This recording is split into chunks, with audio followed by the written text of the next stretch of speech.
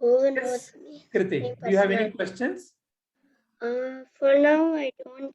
I'll see afterwards, like in the Okay. last. All right. Go ahead, Namit. Sir, what is yoga of supreme? Yoga of Supreme. Where did you see that? Sir, in the very first slide. In the very first slide. Purushottama Yoga. Purusha Uttama. Uttama means better. Purusha means the one who is the best. So, what does Purushottama mean? Man. It means the highest being, the highest self. Who is the highest self? Sri Krishna only, the divine awareness. So, the one which is the divine awareness is the source of everything. So, Purushottama Yoga is recognition of that highest being as your own divine awareness. So, sir, then why have they used yoga? Yoga means union, right, sir? What are we uniting it with? Very nice question.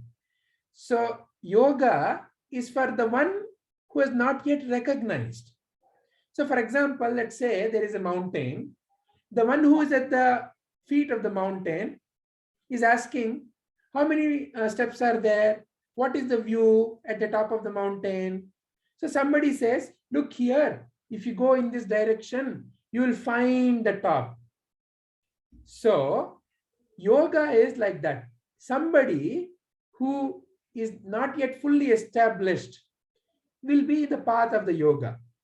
And what is this particular chapter about? It is to recognize the highest being. So the path is given here. Bhagavadgita is all about the path. Yes, sir. Yeah. Sir, what is this of the story of Sindhuta? And you had even sent it to the group, sir. So what is it, sir? Very nice. I'll share that story. So Sindhutai, she passed away very recently. Yeah. Sir, She was born in a very ordinary family in a village, and her family disowned her when she was carrying her baby. Her family sent her away by beating her at the time when she was about to give birth to her daughter, because they thought that Sindhutai's daughter is not of that family. So thankfully, she was saved by the cows. So when she was being beaten up, they thought, she has died, and they left her, and it was cows which came to her rescue. So cows were protecting, and when they again came to attack her, the cows shooed all the people away. And that is when she gave birth to her daughter. And at that time, she decided that like how these cows have protected me, I will protect. So like that, her life had many amazing stories. So through these incidents, she recognized her own inner divinity. She recognized the divineness of everyone around. So she spent her life caring for people who are usually called as orphans, those who do not have any parents. So all her life she cared for them, and she built a wonderful institution. So that is the story of Sindhutai. Okay, sir. Sir, how can we relate the story to the shloka? So see, she recognized her own inner divine nature. Yeah. And she started working in the world not for her own survival. She was not anymore working for, okay, give me money, I want to eat food. Nothing like that. Whatever the money she earned, she used it all for the upbringing of the orphans. Sir, selfless service. Completely selfless service. She no more was afraid of Who will take care of me? What will happen to me? All that fear had gone away from her mind. The one who recognizes the divine within becomes free from all sorts of fears. No more there is fear, because as a body, you need to eat. As a mind, you may need recognition or others to come and appreciate. And if somebody depreciates, you feel less. But as the divine awareness, you're not a thing. You are that consciousness. So when you recognize your true self as a divine awareness, all the fear goes away. That's what happened to her. And then she continued to function in the world for the sake of all the others who needed help. So like that is what Sri Krishna is saying here. The one who recognizes me without doubting is the knower of everything. And he therefore engages in full devotional service. To me. Me means who? Sri Krishna. Sri Krishna in everyone. In everything that you see is Sri Krishna only, as the divine awareness. So what you see is an outside, a different form, a different name. But what is that truly is Sri Krishna only. So in a way, when you're watering the plant, you may see the plant outside, but who are you really watering? You're really watering that divine awareness, that divine nature only, the essence only. The essence in everything is the same. So when you say I'm bowing down to the Atma Jyoti, I'm not bowing down to the body. I'm bowing down to the divine in you. Each and every one is divine. Each and everything is divine. It's a divine in everything that one needs to recognize. So that is the devotional service. And whatever you do, do it as an offering for the best of the others. That is the story of Sindhutai. Okay, sir. Thank you, sir. Anything else? No, sir. Thank you. Okay, let's listen to Chirantan's questions. Excuse me, sir. Ramakrishna, I'll come to you also. Please hold on.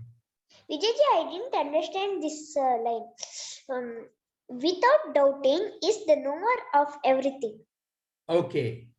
So see, whoever knows me as the Supreme Personality of Godhead, meaning what? Meaning, what is the ultimate nature of you? So let us do the simple experiment now. So if let's say, if you think yourself as the body, which body? If you look at your, say, 6-month-old baby photo or 1-year-old baby photo or 2-year-old baby photo, the body is different in each of the photos. So the body is continuously changing. But if I ask you by showing those photos, whose photo is this? You'll say Chirantan. The 1-year-old, Chirantan. 2-year-old, Chirantan. So the body is changing, but you will say all of them are Chirantan, Chirantan, Chirantan. So which means you are not the body. You're something that is aware of the change of the body. Correct? So, Yes, Vijay. similarly, the mind. So the ideas in your mind, they're constantly changing. And you are aware of the change. So you are not a thing.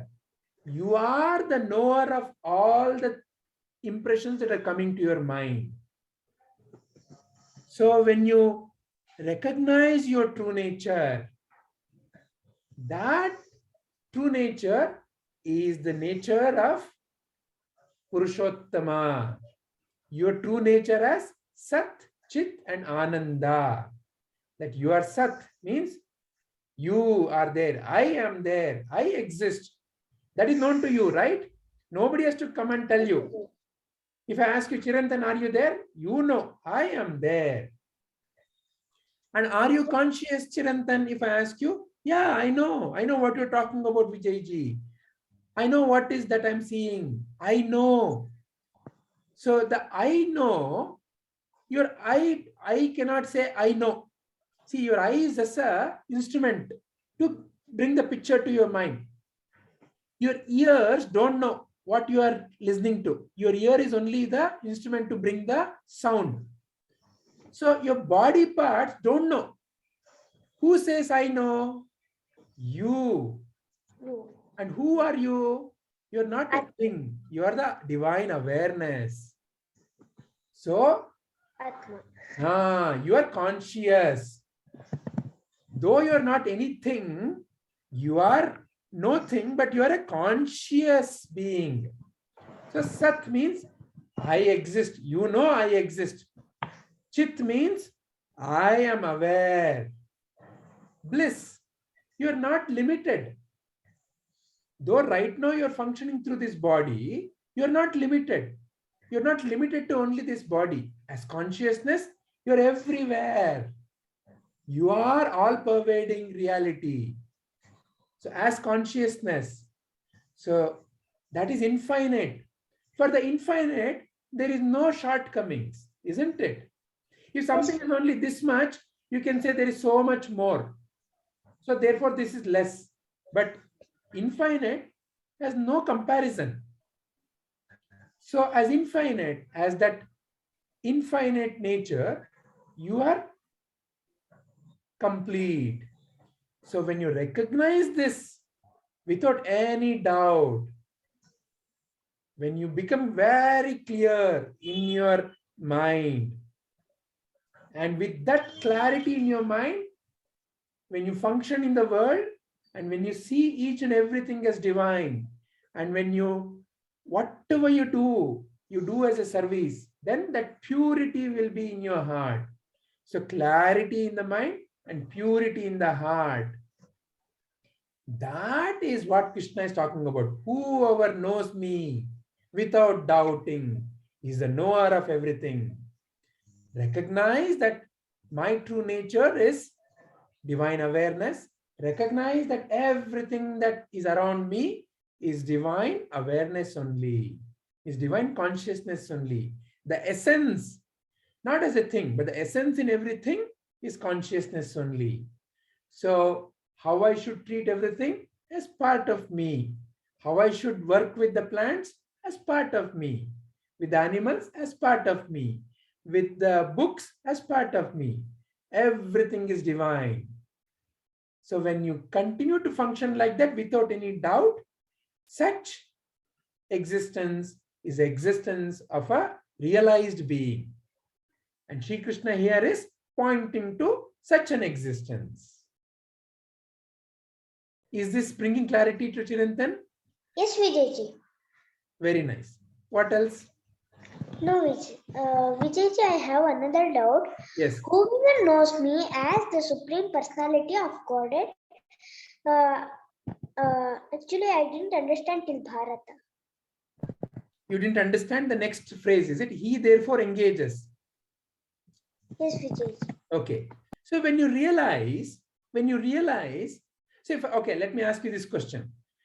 When you are very hungry, okay, and food is in front of you, are you saying, because my stomach is hungry, this food is only for my stomach? Is that how you think? No, Vijayji. When you eat, you're eating for the whole body's nourishment, isn't it? Yes, Vijayji. So like that, when one realizes his true nature is divine awareness and recognizes that divine consciousness only as the essence in everything, then such a being, when they function in the world, they don't function for themselves. They don't say, what will I get? Oh, okay. Now, for example, Prabhuji teaches. He's been teaching for now some 30 years. When he teaches, he doesn't ask, oh, did you clap for me? No, he doesn't worry about like that. When he conducts any classes, he doesn't really want anything from any one of us, but our own inner clarity.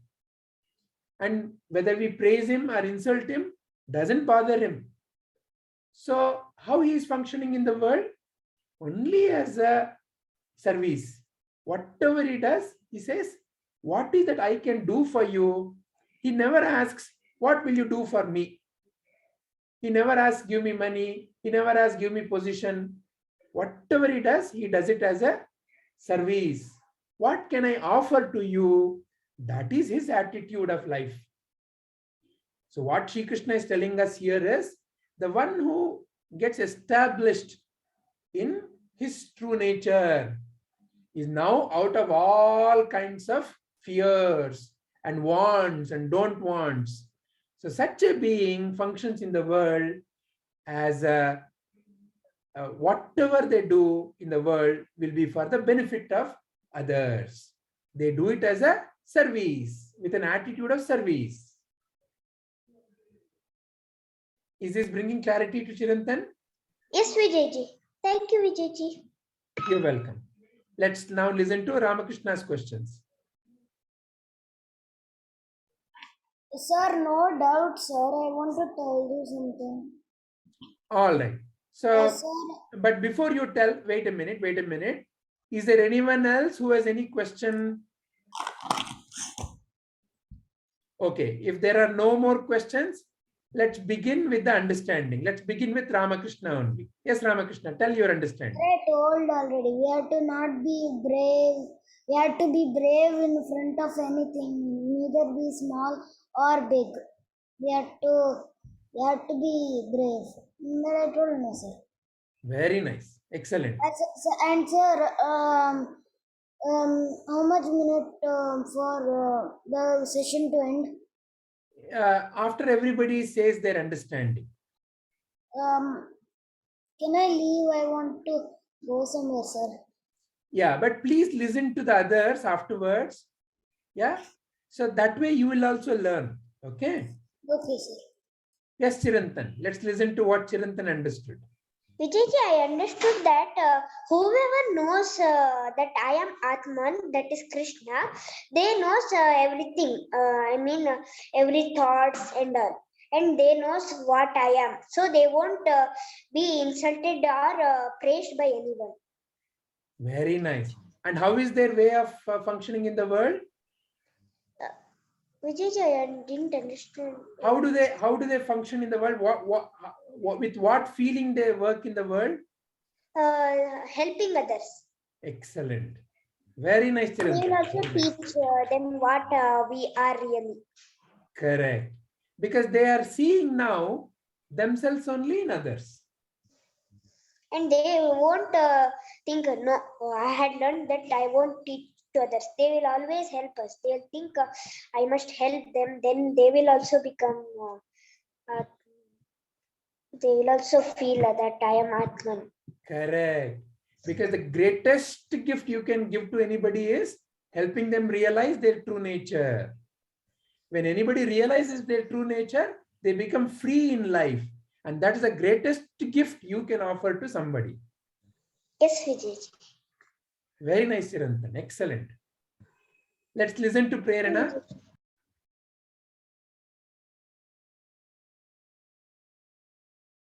Yes, Vijayji. I understood that we should not doubt on God, and we should also know that the Supreme Personality is not the one who lives in heaven or in Vaikuntha. We should know that He is always in our hearts. Whenever we want, we can realize Him and talk to Him. And if we also are engaged in our work sincerely, if we do our work sincerely, God only may come in a avatar and help us, like single time. Yeah. So what is helping your mind to see all this and realize all this is that divine awareness only. And you are that divine awareness. You are not any parts of the body. You are not whatever is running in the mind. You are that divine awareness. Tat tvam asi. So like Chirantan said, realize that the one who realizes that I am Atman and realizes that essence of everything is Atman only, is the true liberated being in this world.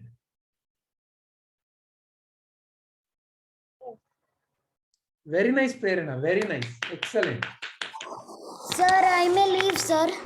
Okay, Ramakrishna. Hari Om, sir. Hari Om, Ramakrishna. Good night. Good night. Yes, Namit. Yes, sir. Sir, so what I understood is that whoever realize their true nature, or that they are Atma, they are the knower of everything, and they do Loka Kalyana, selfless service, and they just want to help people. They don't have any other motive, like they are doing it for money, or they won't do it like I'm doing it so that clapping. Like great masters don't, you told they don't do it for fame. So realized beings always do service selflessly. Excellent. Very nice. Very nice, Namit. Thank you. Thank you. Let's listen to Kritik. What did Kritik understand? Sir, can I leave? You're welcome. Sir, what I understood is that whoever realizes and finds out that that is Krishna, Bhagavan, they will know everything, and their functioning in the world will always be of helping, and they will not brag around or boast around that for fame. Very nice. Very well put. Very well put, Kritik. Thank you. Thank you, Raju. How about Swaroop? What did Swaroop understand?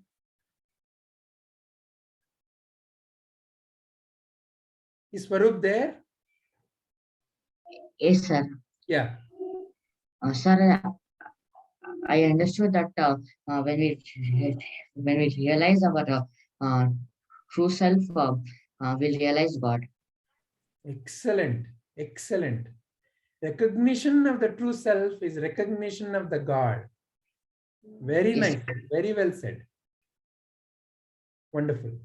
Anything else? No, sir. Very nice. Thank you. Rohan, are you there? Yes, sir. Okay. What is Rohan's understanding? Sir, I understood. Sir, can you hear me? Yes, yes. We can hear you. Yes, sir. I understood that we should help each other and understand their true self. If you understand the true self, you will not be bothered if you are insulted or praised. Correct. So you find the true freedom in life by recognizing who you are. Yeah. And like Swaroop said, recognition of the true self is recognition of the divine or the God. And that is the true liberation in life. Very nice, Rohan. Kritik, you want to say something more? No, sir, like everyone is almost telling the same understanding, but isn't there anything else which we can understand from this? You can also see how this transformation happens. See, Krishna is saying how a realized being is, how they function in the world. So then the question is, it's like saying, for example, hey, look, there somebody is going and he's a king. And let's say somebody is standing there. Oh, I'm a beggar, I'm a beggar. And the beggar can ask the question, oh my God, he's a king. Huh? How did he become a king? Then the beggar can also get the chance to become a king, isn't it? Yes. That is why Sri Krishna is giving us all this, how a realized being is and how their functioning in the world is, so that We can also become like that. Exactly. Okay. So I leave all my doubts and I ask, okay, what is my true nature? I contemplate that. I clarify any doubts that come. And whatever work I do, I continue to do as an offering. As I keep doing that, I clean my mind. And as I clean my mind, that divine nature within me starts shining more and more. Sir Robert, you told when you keep on clarifying your mind, you find out your divine nature. But in the Mahabharata, how does this come? How does this join with the Mahabharata story? So that's why in Mahabharata, you have been given so many characters. Yes. For example, let us take simply 3 characters. Okay. Arjuna, Duryodhana, and Shri Krishna. Shri Krishna is that divine master, the one who has recognized and realized his true self. Yes. Whatever may be the circumstance in his life, he is always very peaceful, very calm, looks at how to take the next step. That is how all through his life he is functioning in the story. Okay. So look at the life of Duryodhana. Duryodhana sometimes gets angry, sometimes gets jealous, sometimes gets happy. He's always wanting to snatch things from others. Then there is Arjuna, who is in the path of realizing his true self. So through these 3 characters, you can see the character of Duryodhana is that of a Ajnani, someone who is not at all looking at what is his true nature. He is so busy playing the games of the world. I want that, I want this, I don't want that. Why did they do this to me? They're constantly in the game of the life. So therefore, they're constantly bothered by life. They're constantly unhappy, sad, angry, crying, shouting. So that is Duryodhana. Then when you look at Arjuna, you see someone who is ready to transform himself, who is willing to look at, oh, how can I become like Shri Krishna? How can I recognize my true nature? Who's willing to listen to Shri Krishna and bring transformation in his own life. So that of a one who wants to become like Shri Krishna, yogi. So the first one, Duryodhana, is a Ajnani, and Arjuna is a yogi, and Shri Krishna is a Jnani, one who has realized, who's showing the path. He's showing the path to both Duryodhana and Arjuna. Yes. He has no discrimination. He's not saying, I will talk only to Arjuna and not to Duryodhana. Duryodhana doesn't bother to ask questions to Arjuna, Shri Krishna. But Arjuna is willing to ask questions to Shri Krishna. It depends on how you take it. Like how Arjuna, Duryodhana takes it like, I don't need it. And Arjuna takes it like, yes, I need it. I want to become like him. Exactly. So that is how the connection to Mahabharata and Bhagavadgita is. That is why Vedavyasa Maharshi put Bhagavadgita within Mahabharata. See, when you learn some truths, just as the truth is, it may not make too much of sense. So when Shri Krishna says, whoever knows me as a Supreme Personality of Godhead, knows me as what? Who is Shri Krishna talking about? What to know? It all may seem very jumbled up. But when you present it as a story, it becomes so easy to understand. See, in the story of Sindhutai, she was protected by the cows. See, how can a cow know that this person now needs help? And how can the cows protect Sindhutai at that moment? Because the cow is none other than Krishna only. The essence in the cow is none other than Krishna. Deep down, everyone, there is kind heart. Every animal, every being. It all depends upon how they realize and how they use that. Deep down within Duryodhana also there is a very kind heart. But because of the wrong ideas in the mind, he has not transformed. But though some wrong ideas are there, Arjuna is willing to transform. And Sri Krishna is the one who has overcome the limitations of the mind. So like that, Mahabharata, you can learn about various kinds of minds. Different characters can be your guide to different kinds of minds in the world. But now you have told how does it match to the Bhagavad Gita, Mahabharata to Bhagavad Gita. But what about the Mahabharata story to Bhagavad Gita? So what you're talking now? So Bhagavad Gita also teaches how to conduct life. So Bhagavad Gita, one of the main messages of Bhagavad Gita is how I should conduct my life. Conduct the life according to dharma. Walk the path of the dharma. So naturally the question is, what is dharma? Dharma is that which brings health, happiness and peace to all involved. So for example, in today's story, we saw Uttara Kumara becoming fearful and wanting to run away. Yes. Is that dharma? No. As a good Kshatriya, you should protect the country, no? If let's say, the police only run away from the thief, who will protect? Their duty is to catch the thief.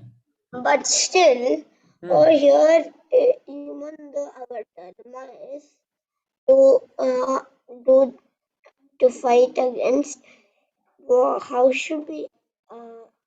But shouldn't we also think about us? That what will happen to us?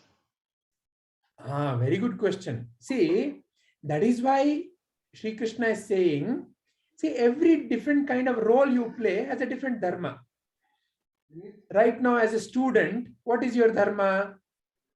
To learn to the best of your ability, to listen to your teacher to the best of your ability, and to practice what they're asking you. As a brother, to care for your brother. As a son, to respect and to care for your parents. Like that, within your life, you have so many dharmas. In your house, you may have plants. Your dharma is to protect them. Like that, within your own sphere, you have so many different kinds of things through which you can bring health, happiness, and peace to all involved. So like that, as you take different roles in life, each role will have its own dharma. So you have to follow that. So one of the main message of Bhagavad Gita is follow the dharma and always do good for the benefit of everybody. Then naturally you will be in peace, at peace, and that will help you to recognize your true nature. That is the main message of Bhagavad Gita. And through the story of Mahabharata, by showing us how wrong choices made by Kauravas caused finally their destruction, and how through all the hardships, Pandavas have always stood for dharma. They've always stood for the right action. So how through that Krishna is with them is the essence of Mahabharata. So when you are in the path of dharma, Sri Krishna only guides you. Is that clear to Vinith? But now when do we know that we're in the path of dharma? Very simple.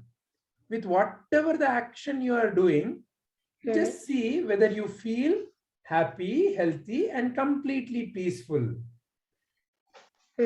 That is the simplest indicator.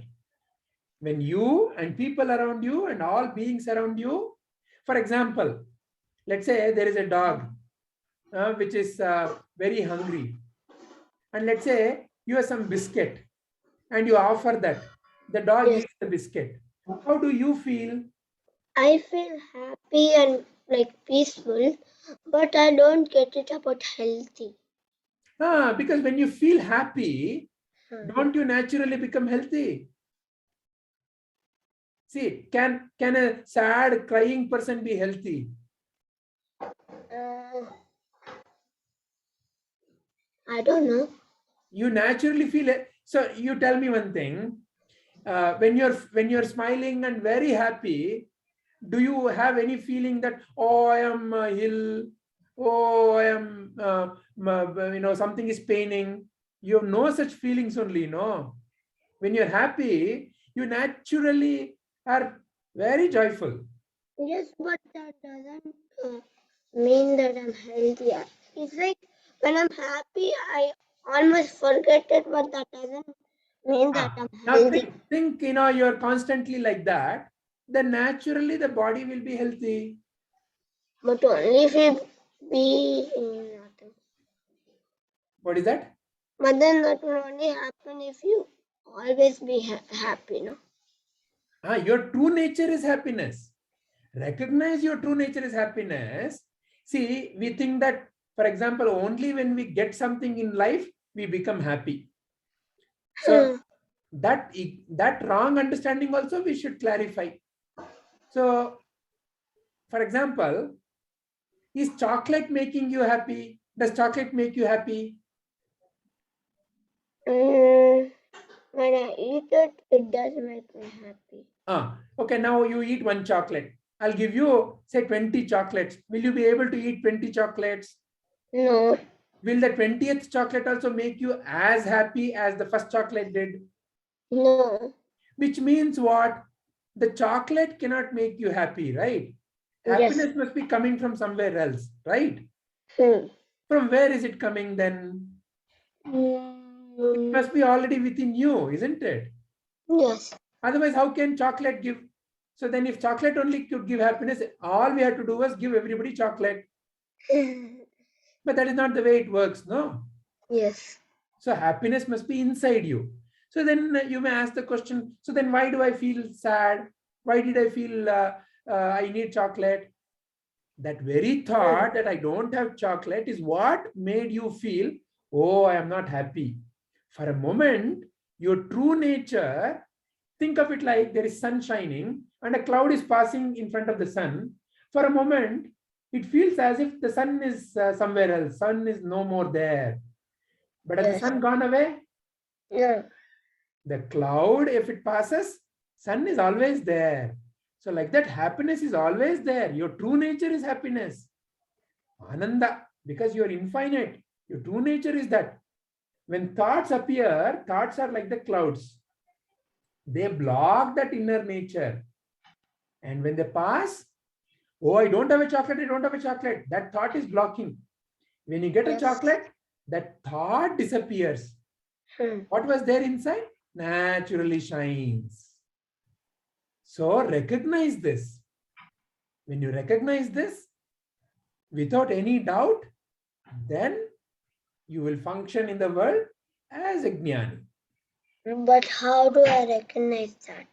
Like how you are asking questions and dissolving your doubts. When the doubts, no more the doubts come, then that is the dissolution. As long as there are doubts, keep clarifying, keep experimenting, keep doing the right things in life. Okay, this doubt is there. Okay, can I clarify this? Okay, that doubt is clarified. No, I'm still not clear about this aspect. Continue to work in life. So that is why, like how you learned how to cycle by but sitting. there are so many doubts in life. Don't worry. So we can't always keep on searching on top of it, and each like after sometimes after you find the answer, you may have another question like, what is that? Very good question. See, that is what happens with respect to the subject of the world. So physics, keep on learning, there is more to learn. Math, keep on learning, there is more to learn. Everything there's more to learn.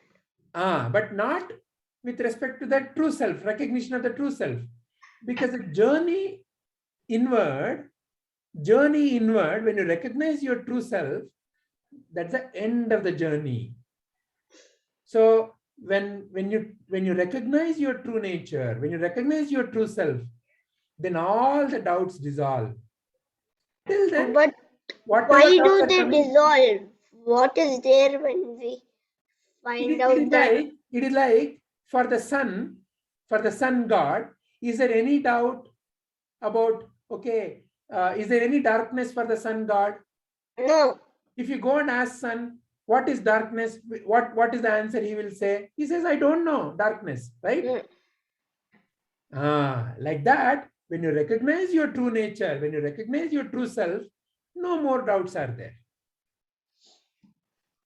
Doubts are wrong understanding about who I am. So when all these... Yes, but now all of this, which are talking in spiritual level of who I am, how is this going to work with the normal as maths and physics? Okay, what is your question? Now you're telling that when you get to know that who you are, all your doubts will clarify. Yeah. So now It doesn't mean that suddenly your doubt about mathematics will go away. What does it mean? All your doubts will get clarified. It means no more you are affected by anything that is happening in the world. See, right now, let's say somebody comes and praises you. You may feel very happy. Somebody comes and insults you. You may feel very sad. Why? Because you are recognizing yourself as body or some idea in the mind.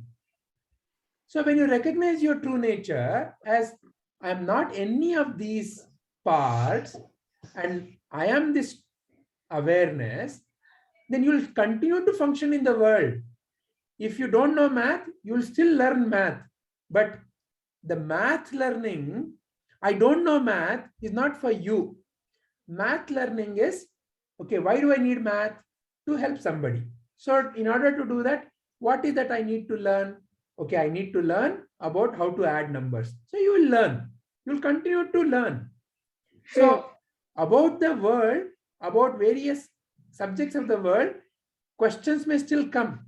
But no more you're disturbed by those questions. Oh, if I don't get marks, what will happen to me? I'm feeling very sad. I'm feeling very afraid. Tomorrow there is exam. All such fears will go away. Is this bringing clarity to Kritik? Yes, Vijayji. All right. So shall we end our today's contemplation? Okay, Vijayji. All right.